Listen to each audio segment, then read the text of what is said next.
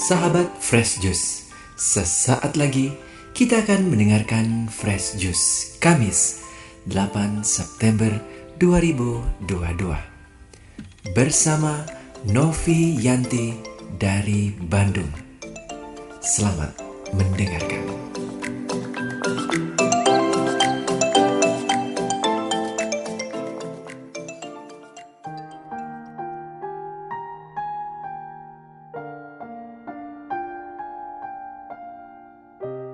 Shalom Sobat Fresh Juice yang dikasihi Tuhan. Kembali bersama saya Novianti dari Bandung. Hari ini kita akan merenungkan Injil yang cukup panjang yang diambil dari Matius bab 1 ayat 1 sampai 16 dilanjutkan ke ayat 18 sampai 23. Mari kita membacanya bersama-sama. Inilah silsilah Yesus Kristus, anak Daud, anak Abraham. Abraham memperanakan Ishak. Ishak memperanakan Yakub. Yakub memperanakan Yehuda dan saudara-saudaranya. Yehuda memperanakan Peres dan Zerah dari Tamar. Peres memperanakan Hezron. Hezron memperanakan Ram. Ram memperanakan Abinadab. Abinadab memperanakan Nahason, Nahason memperanakan Salmon. Salmon memperanakan Boas dari Rahab. Boas memperanakan Obed dari Rut. Obed memperanakan Isai. Isai memperanakan Raja Daud. Daud memperanakan Salomo dari istri Uria. Salomo memperanakan Rehabeam. Rehabeam memperanakan Abia.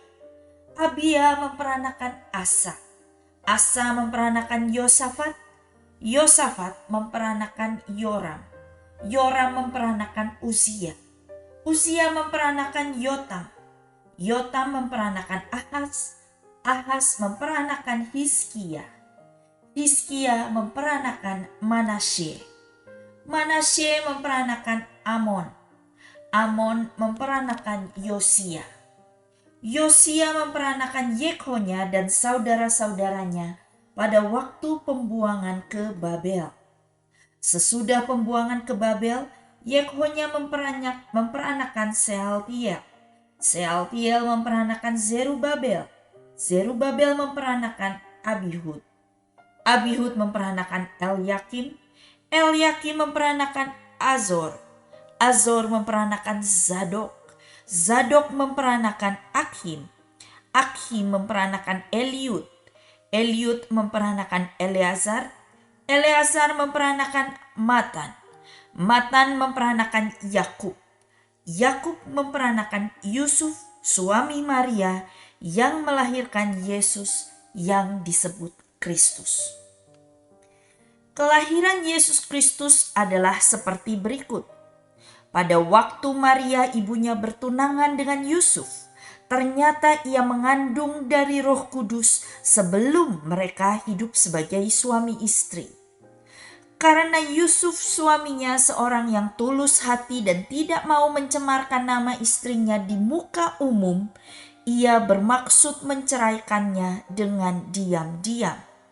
Tetapi ketika ia mempertimbangkan maksud itu, malaikat Tuhan nampak kepadanya dalam mimpi dan berkata, "Yusuf anak Daud, janganlah engkau takut mengambil Maria sebagai istrimu, sebab anak yang di dalam kandungannya adalah dari Roh Kudus.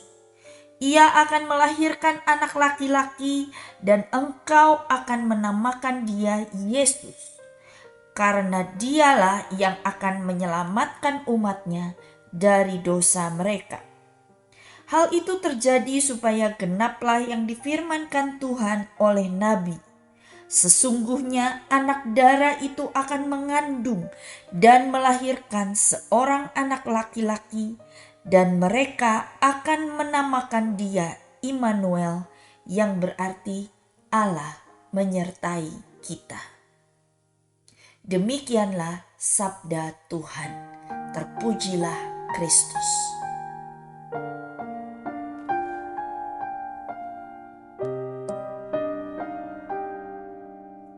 Fresh Juice, ketika saya masih SD, di sekolah ada pembagian Alkitab. Dan saya pun mendapatkan Alkitab pertama saya. Alkitab kecil mungil, gratis. Dan isinya memang hanya perjanjian baru. Tapi saya sangat gembira, ini Alkitab pertama saya. Maka begitu saya menerimanya, ketika saya pulang saya langsung mulai membaca Alkitab ini. Saya buka mulai dari halaman pertama. Dan di situ saya melihat deretan nama yang panjang. Si A memperanakan si B, memperanakan si C, si D, dan lain-lain. Dan saya pikir, apa ini?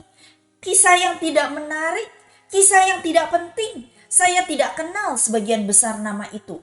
Saya langsung skip next story. Dan saya mulai membaca kisah yang lebih seru, yaitu kelahiran Yesus Kristus. Kalau direnungkan, kenapa sih harus ada silsilah yang berisi nama orang-orang ini di dalam Alkitab, bahkan menjadi pembuka dari perjanjian baru? Tentunya ada pesan yang mau disampaikan oleh penyusun Alkitab dengan menempatkan silsilah ini di awal mula. Tentunya penulis Alkitab ini ingin menegaskan bahwa Allah memakai orang-orang ini, semua tokoh-tokoh yang namanya tercantum di sini sejak awal mula telah Allah persiapkan untuk akhirnya sampai pada kelahiran Yesus Kristus. Ini bukan peristiwa yang mendadak, tetapi ini adalah sesuatu yang sudah Allah rencanakan sejak awal mula. Tokoh-tokoh ini ada beragam. Ada orang-orang yang tidak terkenal, yang namanya tidak disebut dimanapun di Alkitab. Ada tokoh-tokoh yang baik tentunya seperti Hizkia, Asa, Yotam. Mereka adalah raja-raja Yehuda yang hidup benar di mata Tuhan. Ada pula tokoh-tokoh leluhur Yesus ini yang kurang baik hidupnya. Seperti Yakub yang pembohong dan penipu, bahkan menipu ayahnya sendiri. Yehuda yang memiliki anak dari janda anaknya. Atau Salomo yang lahir dari perselingkuhan antara Daud dan istri Uria.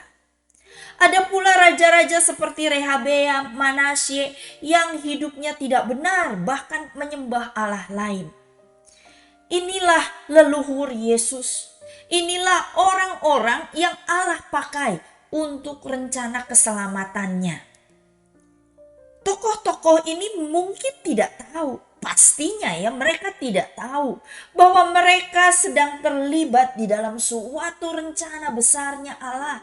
Mereka pastinya tidak tahu bahwa nanti keturunan mereka akan melahirkan Yesus Kristus penyelamat dunia. Mereka pastinya tidak menyangka bahwa dari garis keturunan mereka akan lahir Sang Mesias, Immanuel, Allah menyertai kita. Pasti mereka tidak tahu. Mereka hanya menjalani hidupnya, suka duka hidupnya dengan kisah hidupnya masing-masing, tanpa tahu apa yang menanti di masa depan. Tetapi Allah bekerja. Allah tahu semuanya. Allah sudah persiapkan semuanya dengan baik. Allah tahu bahwa orang-orang ini adalah bagian dari rencana keselamatannya. Kelahiran Yesus Kristus sendiri pun adalah kisah yang unik. Di mata dunia ini kisah aneh. Ada suami, ada istri yang belum hidup bersama, tapi tiba-tiba istrinya hamil. Bayangkan apa kata orang-orang di sekitar mereka. Ini pasti peristiwa yang tidak baik, tidak menyenangkan bagi Maria dan Yusuf. Tetapi Allah turut bekerja. Di balik hal yang tidak menyenangkan itu, Allah bekerja untuk mendatangkan kebaikan. Inilah kisah karya keselamatan Allah. Maka sobat Fresh Juice, mungkin saat ini pun kita tidak mengerti apa yang sedang terjadi. Mungkin sobat Fresh Juice sedang mengalami hal yang menyakitkan, hal yang menyulitkan, hal-hal yang tidak dapat kita pahami. Mungkin rasanya masa depan kita buntu, tidak tahu harus melangkah kemana. Tetapi percayalah, Allah tahu segalanya. Kalau kita tetap bersandar pada Allah, kalau kita tetap mengikuti bimbingan Allah, maka percayalah bahwa Allah sanggup bekerja lewat kisah hidup kita masing-masing yang mungkin berbeda dari orang-orang di sekitar kita. Allah bekerja untuk mendatangkan kebaikan. Tidak perlu membandingkan diri dengan orang lain, tetapi ikuti pimpinan Allah. Kita tidak tahu apa yang akan menanti kita di masa depan. Sebagai penutup, saya ingin bacakan Roma 8 ayat 28 sampai 30 untuk menjadi permenungan kita bersama. Kita tahu sekarang bahwa Allah turut bekerja dalam segala sesuatu untuk mendatangkan kebaikan bagi mereka yang mengasihi Dia, yaitu bagi mereka yang terpanggil sesuai dengan rencana Allah. Sebab semua orang yang dipilihnya dari semula, mereka juga ditentukannya dari semula untuk menjadi serupa dengan gambaran anaknya, supaya ia, anaknya itu, menjadi yang sulung di antara banyak saudara. Dan mereka yang ditentukannya dari semula, mereka juga dipanggilnya. Dan mereka yang dipanggilnya, mereka itu juga dibenarkannya. Dan mereka yang dibenarkannya, mereka itu juga dimuliakannya. Sobat Fresh Juice, Anda dan saya adalah orang-orang yang telah Tuhan pilih untuk mengerjakan karya keselamatannya, keselamatan seluruh umat manusia.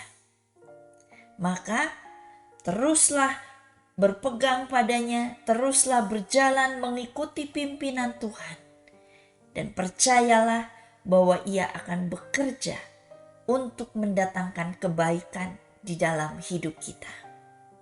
Mari kita berdoa. Demi nama Bapa dan Putra dan Roh Kudus. Amin. Bapa yang penuh kasih, kami percaya bahwa Engkau Allah yang Maha Tahu, Allah yang punya rencana yang luar biasa bagi kami, anak-anak yang mengasihi-Mu. Beri kami kesabaran, beri kami kekuatan, dan beri kami hikmat-Mu untuk bisa melihat karya-Mu di dalam kisah hidup kami. Ajari kami untuk menyadari bahwa kisah hidup kami ini amatlah unik, dan kami mau terus menjalaninya bersama Engkau. Terima kasih Tuhan, demi Kristus Tuhan dan pengantara kami. Amin. Demi nama Bapa dan Putra dan Roh Kudus. Amin. Tuhan Yesus memberkati. Sahabat Fresh Juice, kita baru saja mendengarkan Fresh Juice Kamis 8 September 2022. Saya Yofi Setiawan beserta segenap tim Fresh Juice mengucapkan terima kasih kepada Novi Yanti untuk renungannya pada hari ini. Sampai berjumpa kembali dalam Fresh Juice edisi selanjutnya. Jaga kesehatan dan salam Fresh Juice.